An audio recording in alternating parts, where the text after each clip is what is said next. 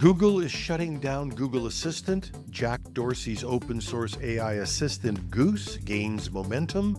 Google acquires a cybersecurity firm Wiz for $32 billion. Meta's Llama hits 1 billion downloads. And the Chinese EV manufacturer has its DeepSeek moment. Welcome to Hashtag Trending. I'm your host, Jim Love. Let's get into it. Google is shutting down Google Assistant and replacing it with Gemini, its new AI assistant. The transition has already started, with Assistant being removed from mobile devices and app stores later this year. Other devices like smart speakers, watches, and car systems will also switch to Gemini. The change has sparked mixed reactions. Some users are welcoming Gemini's advanced AI features like better conversion abilities and more natural responses, but others worry about losing familiar assistant features and compatibility with their devices. Google says Gemini will continue to improve, with updates adding music playback, timers, and other common assistant functions. It's already available in over 200 countries and supports 40+ languages. Now, I have no idea what will happen to those who use Google Home devices to get our podcast. I'll be digging around, but please ping me if anybody knows more. But if you use Google Assistant, expect it to disappear soon. In the typical Google form, Gemini will take over whether you are ready or not. Jack Dorsey, CEO of Block and co-founder of Twitter, has introduced an open-source AI assistant called Goose, which is gaining traction among developers. Goose is designed to help automate coding, streamline workflows, and enhance productivity. It leverages large language models and assists with software development, data analysis, and content management, making it a flexible tool for developers, businesses, and AI enthusiasts. Launched in January of this year, Goose simplifies complex coding tasks by adopting what has come to be known as vibe coding, using large language models, or LLMs, to generate code based on natural language descriptions and allowing programmers to create software without writing the code manually. It can also assist in areas beyond coding, such as sales analysis and content creation, and Goose is positioned as an alternative to proprietary AI assistants, emphasizing open-source collaboration and transparency. To ensure protecting data privacy, it uses the Anthropic Model Context Protocol, a new standard for connecting AI assistants to the systems where their data resides, including content repositories, business tools, and development environments. Goose is rapidly growing in the open-source community, nearing 10,000 stars on GitHub. For a development that is only 6 weeks old, that's astonishing. Developers are already contributing to its improvement, and its proponents say that transparency makes it an attractive option compared to closed AI systems. There are plans to enhance Goose by supporting on-device open-source LLMs and integrating multiple AI models. This positions Goose as a key player in the growing field of agentic AI, where AI systems operate autonomously to complete tasks with minimal user input.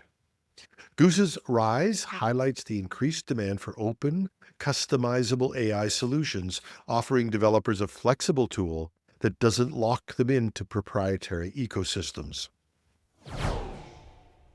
Google's parent company, Alphabet, has announced plans to acquire cloud security firm Wiz for $32 billion in cash, making it the largest acquisition in the company's history. Wiz specializes in scanning cloud infrastructure for security vulnerabilities, helping businesses protect their data. The acquisition is aimed at strengthening Google Cloud security offerings, allowing it to compete more effectively with Microsoft and Amazon. Founded in 2020 by former Israeli intelligence officers, Wiz has grown quickly, reaching a valuation of $30 billion before the deal. Its technology is widely used by major companies to detect and fix cloud security risks. The deal, expected to close in 2026, will likely face regulatory review due to its size and the impact on the cybersecurity industry. This acquisition reflects the growing importance of cloud security and Google's strategy to expand its role in protecting enterprise customers from cyber threats.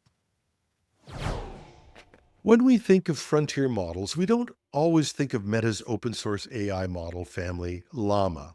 But Llama has achieved a significant milestone by surpassing 1 billion downloads.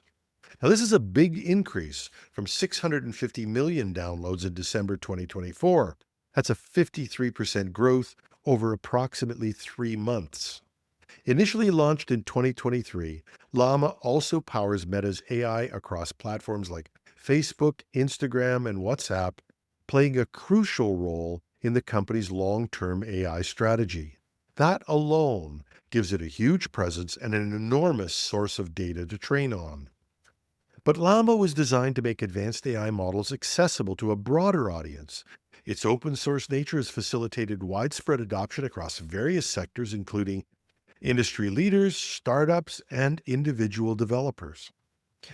Ahmed Al-Dal, Meta's vice president and head of generative AI, highlighted the significance of this achievement, stating that in just 2 years, Llama has evolved from a research initiative to the most widely used open-source AI model. To Al-Dal, each download represents a vote of confidence in open-source AI and a collective belief in collaborative progress. Now, Meta's preparing to release several new Llama models in the coming months, including reasoning models, multimodal capabilities, and agentic features. Additionally, Meta plans to release Llama 4 in early 2025, with smaller models anticipated to be available first. CEO Mark Zuckerberg has expressed enthusiasm about the new model's potential, highlighting expected improvements in modalities, capabilities, reasoning, and even speed. And finally, just a note, Chinese electric vehicle manufacturer BYD has had their DeepSeek moment, unveiling a groundbreaking charging system capable of delivering up to 400 kilometers, approximately 248 miles, of range in just 5 minutes. This advancement positions BYD as a formidable competitor to Tesla, particularly in international markets. And while you have to take all these projections with a grain of salt, if you compare BYD with Tesla, Tesla's fastest charging stations project a 15-minute charging time for 440 kilometers or 275 miles. While you have to take all of these projections with a grain of salt, if you compare BYD with Tesla, Tesla says their fastest charging stations offer a similar range, but in 15 minutes of filling up. So BYD is doing it in 1/3 of the time. Sound familiar? The Chinese are coming. And that's our show for today. Thanks to all of you who've gone to buymeacoffee.com/techpodcasts. I'm grateful. We still need to build up more of a monthly revenue stream to keep ourselves viable, but we're going to take a break for a couple weeks and we'll come back to you then. I'm your host, Jim Love. Have a wonderful Wednesday. I'll be writing to each and every one of you to thank you. I hope you're getting emails that actually contain my thanks. But if not, you can check at our site at buymeacoffee.com.